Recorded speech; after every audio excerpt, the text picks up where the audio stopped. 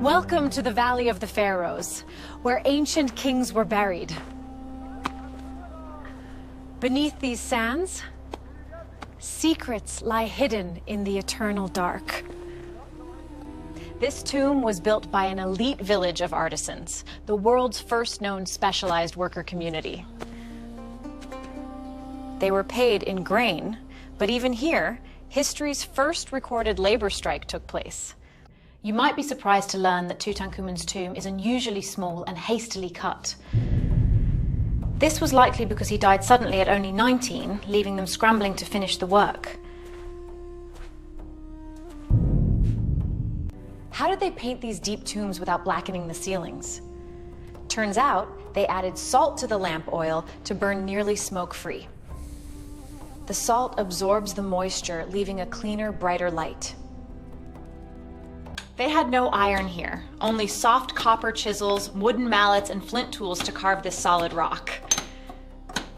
It was hard, rhythmic work that echoes through the valley every day. Every basket of rubble carried out by hand, tons of stone, one basket at a time. It is back-breaking work, but we must clear the tunnel before the sun sets. The royal cubit is measured from elbow to fingertip. It kept every chamber perfectly squared.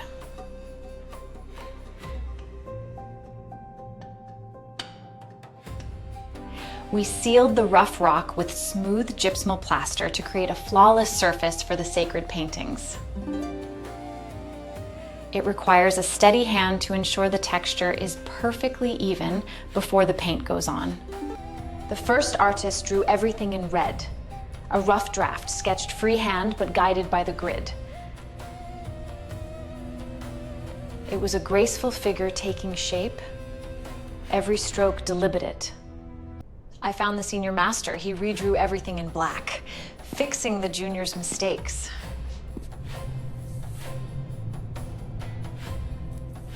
You can still see the red corrections underneath the black. Every color came from the earth. Ochre rocks, green malachite, charcoal black, ground and bound with plant gum.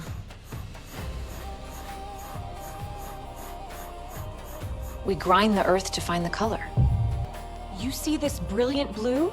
It is humanity's first synthetic pigment. Invented by cooking sand, copper, and lime, thousands years before modern chemistry. A chemical miracle born from the fire. This scene shows the dead king meeting Osiris, green-skinned because green meant rebirth and new life. The vivid colors represent the eternal life promised in the afterworld. The ceiling becomes the sky itself. The goddess Nut, swallowing the sun each night and rebirthing it at dawn.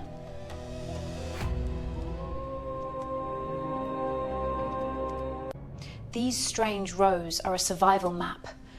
The 12 hours of night the king's soul must cross to be reborn with the sun. Here, the vessel waits for the ascent. Hieroglyphs weren't just writing. Carved spells were believed to magically protect and feed the king forever. They say mummification began right here, in this very tent by the river. But I have to admit, I am keeping my distance from the crocodiles downstream.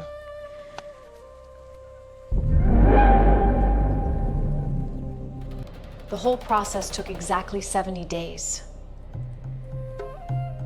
It was time to the stars and the cycle of rebirth.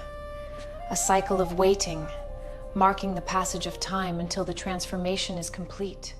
They ritually wash the body with natron water and palm wine to purify it for the journey. The water drains away, carrying the impurities into the basin below.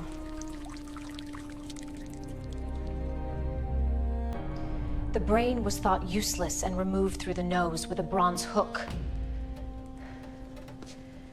then discarded entirely.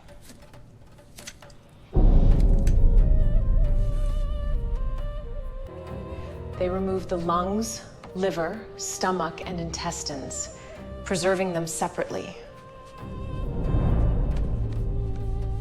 These were treated with the utmost ritual importance. They believed the heart was weighed against the feather of truth to judge the soul. If the heart was heavy, the devourer Amit would be waiting. Each organ went into its own jar, guarded by one of the four sons of Horus: human, baboon, jackal, and falcon. The body was then packed in natron salt for 40 days, drying out every drop of moisture to stop decay forever. The dried, hollow body was carefully repacked with linen, sawdust, and sweet resins to bring back its natural shape. Every layer was precision-packed to restore the form before the final wrapping. The body was anointed with costly oils and dark resins, frankincense, myrrh, cedar, both to preserve and to sanctify it. A single mummy could take hundreds of meters of linen,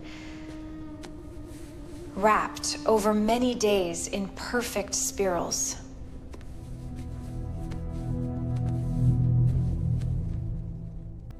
Dozens of magic amulets were hidden in the wrappings, each one a spell to protect a different part of the body.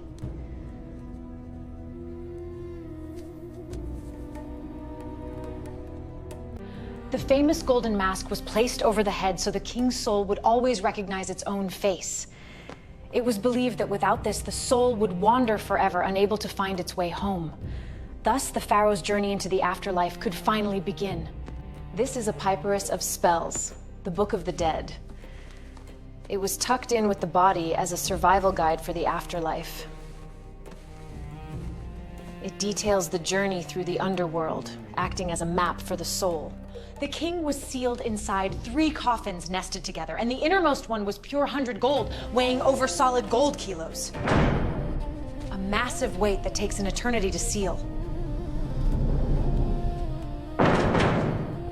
The stone sarcophagus was then boxed inside 4 giant golden sheens.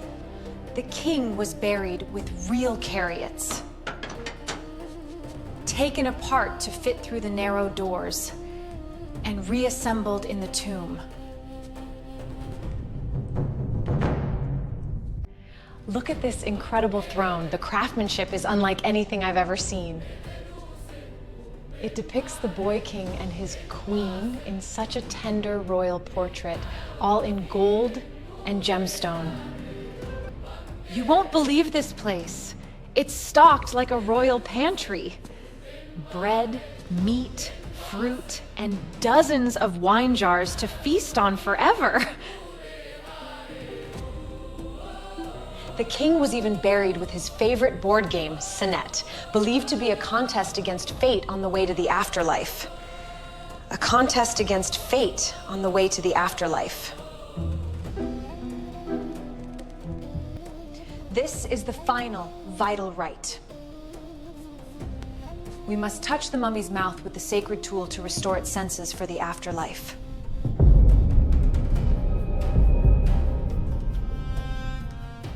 A grand procession winds toward the tomb as the sun sets. Priests, mourners, and treasure keep pace with the silent vigil. The door was plastered and stamped with the Nexopolis seal, then sealed in darkness for over 3,000 years until 1922.